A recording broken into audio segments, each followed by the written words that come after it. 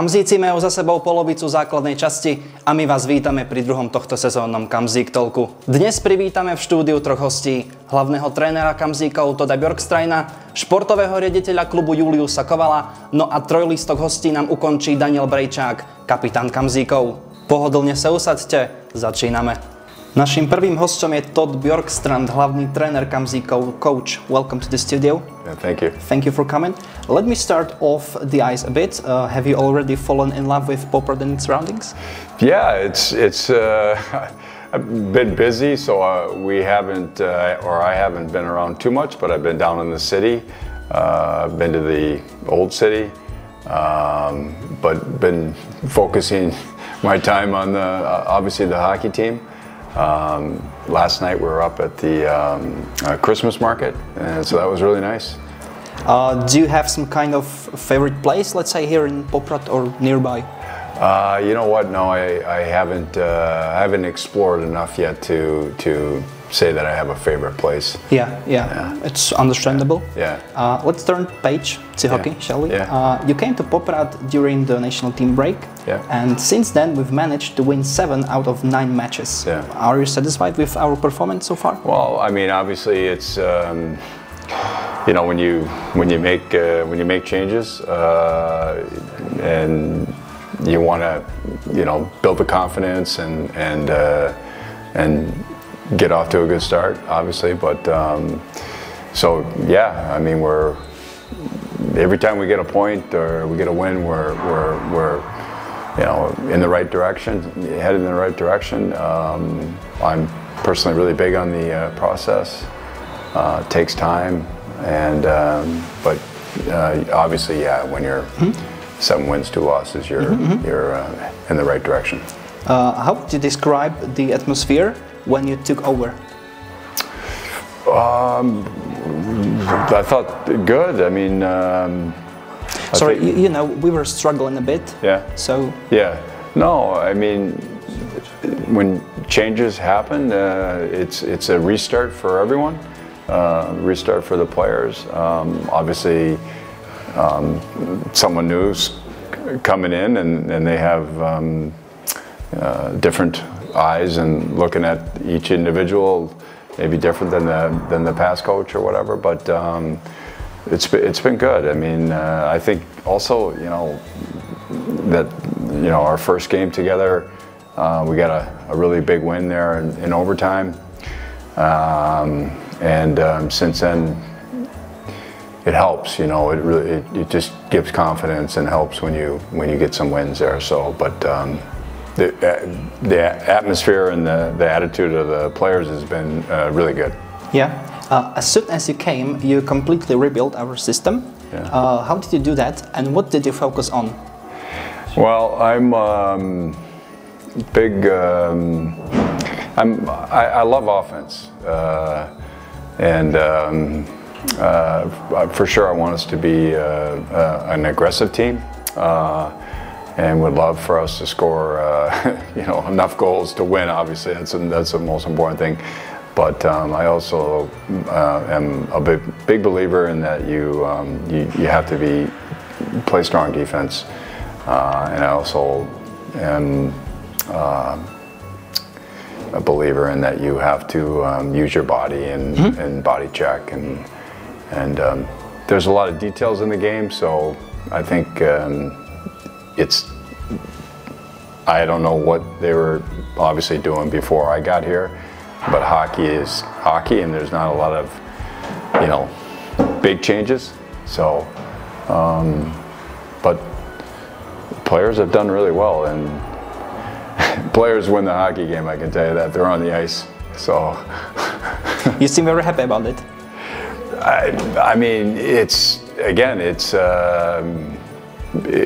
just good, you know, to get off to a good start, you know. But that said, it's you know, it's just every day, and you know, we have a tough game coming up after the break.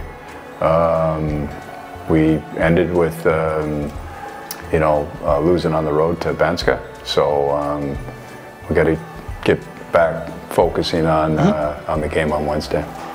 I would also like to draw an attention to our special formations. We've improved a lot in power plays, and while being short-handed, you often use the same players in both situations. Aren't you afraid that you might, overload them a bit? Yeah, for sure. I mean, that's always a concern. I think penalty kill today is it's just my humble opinion. It's changed a little bit compared to the old days where you would pretty much you would have like penalty kill players specifically to kill penalties. Today's hockey, it's you do use some of your best offensive players to kill penalties just because they have offensive instincts, so they can maybe read off what the other team's offensive players are doing. But yeah, no, for sure it's a concern. But it takes a whole team to win, and if we have to, which we have been using a lot of the same guys in all situations. But that said, the other players are really important too, because they're going to be on the ice and they have to have good shifts and do what they can do to help the team win. And what is your plan regarding upcoming matches? I mentioned earlier that I'm big on the process, so I'm a one day at a time type person. So we have a few days off before we start up again on Monday with practice. So my focus is on Monday's practice. Yeah, let's hope we're gonna be as successful as possible.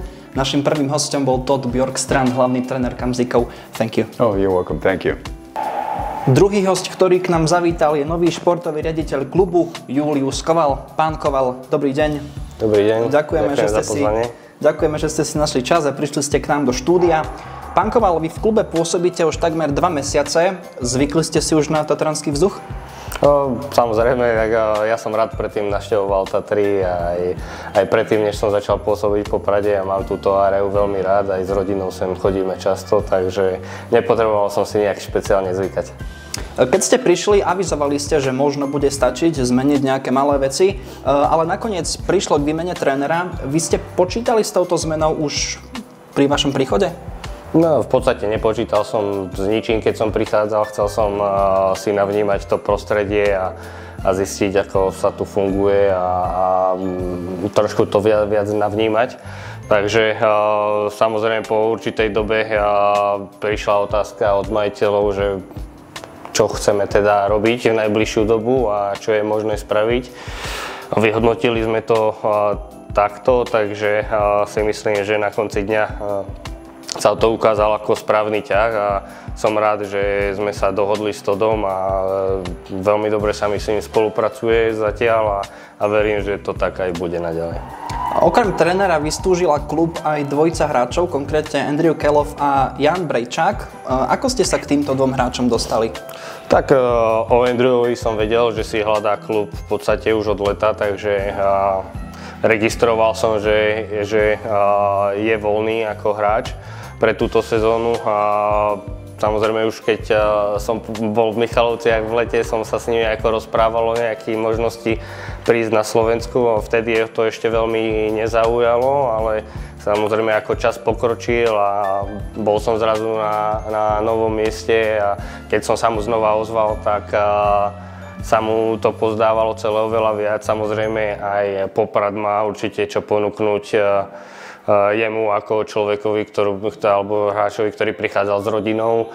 Takže má sa tu, si myslím, trošku viac ako využiť ten svoj voľný čas v okolí, takže si myslím, že aj to zavážilo, že to prostredie je pre ňoho vhodnejšie a samozrejme aj dokazuje na ľade, že kvalitu má. Som rád, že nakoniec prišiel aj, že sme sa dohodli na 2-ročnej zmluve, pretože určite nám má čo ponúknuť.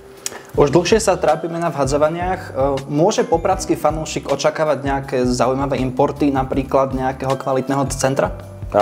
Teraz ešte k tej spätnej otázke sa môžeme vrátiť, lebo zabudli sme na Jana Brejčáka. Vrátime sa ešte k tomu na chvíľočku. Tak čo sa týka Jana ešte, samozrejme ani jeho by sme nemohli opomenúť, lebo je dôležitá súčasť mužstva, takže preto som sa k tomu chcel ešte vrátiť. Jana poznám dlhodobo, samozrejme spolupracovali sme spolu už v Banskej Bystrici a ja som si ho vždy vážil ako hráča a aj človeka, bo proste dáva tomu všetko, čo v ňom je. Takže ako náhle som sa tu ocitol, som mu hneď volal, v podstate boli sme nejako v kontakte už aj predtým, ale vedel som, že by mal tomu mužstvu čo dať a som rád, že si to svoje miesto zastal počas tej štvorzápasovej skúšky, ktorú sme mu dali a ukázal, že stále má tie svoje kvality, ktoré sa nezmenili, takže aj za neho som rád, že je súčasť mužstva a že ho máme. Vráťme sa k tej poslednej otázočke. Môže teda popradský fanúšik očakávať z nejakého centra? Samozrejme, pracujeme na tom intenzívne.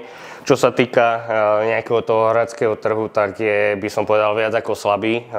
Naozaj nie je tam ani jeden center, ktorého by sme my boli ochotní zobrať, takže musíme ísť trošku viac do hĺbky a samozrejme je to naša priorita, aby sme kvalitného centra doniesli čím skôr, tým lepšie. Na niečom pracujeme, ale samozrejme, kým to nie je na papieri, tak nechcem nič predbiehať. Ďakujem. Ďakujem aj ja. No a naším posledným hosťom je kapitán Kamzíkov Daniel Brejčák. Dano, ahoj. Ahoj. Dano, ty si poslednú sezónu veľa zápasov pre zranenie neodohral, ale v tejto sezóne patríš medzi defenzívne piliere. Ako sa na ľade cítiš? Tak, je to pravda, minulú sezónu som sa zranil v príprave, čiže neodohral som v lige žiaden zápas. Začiatok prípravy, priateľské zápasy si myslím, že boli parádne, išlo nám to, vyhrávali sme. Potom prišiel taký útlm aj z mojej strany, myslím, že aj mužstvo sme nehrali dobre. Teraz treba poklopať, ale myslím si, že sme sa dostali na tú vlnu, na ktorej chceme byť, takže teraz je to momentálne fajn. Práve k tomu hernému útlmu smeruje moja druhá otázka. Aká bola vtedy atmosféra v kabíne? Ja som to aj vravel vtedy, že na to, že ako zle stojíme, tak myslím si, že tá atmosféra v kabíne bola celkom fajn, akože udržiavali sme sa v nejakej pozitívnej nálade. Predsa, keby sme sa tam hádali a neviem, nadávali si, tak asi by nám to nepomohlo. Veril som tomu, že to mužstvo má kvalitu a teraz sa to ukazuje. Neuspokojivé výsledky boli dôvodom aj trénerskej zmeny. Odvtedy sme nasadli na víťaznú vlnu a vyšvihli sme sa až na 5. miesto v tabuľke. Je cítiť nejakú zmenu nálady v tíme? Samozrejme, tak keď sa vyhráva, tak všetko ide ľahšie, aj tí hráči sú otvorenejší, vysmiatejší, čiže určite áno, tak ja verím tomu, že to bude pokračovať aj ďalej. Máme veľmi silné tretie tretiny, v ktorých častokrát otáčame nepriaznivý stav. Čomu to pripisuješ?